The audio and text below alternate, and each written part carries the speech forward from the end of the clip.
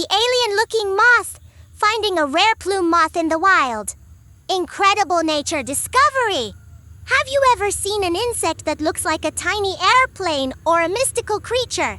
Inzings's videofighting Plume Moth family Pterophoridae. Resting on a blade of grass? These moths are unique for their T-shaped body and feathered wings, making them one of the most unusual insects to spot in the garden. It's amazing how nature hides such intricate beauty in the smallest places. What's inside this video? Close-up look at the unique anatomy of a plume moth. Pterophoridae vibes and macrophae. A quick glimpse into the world of rare insects.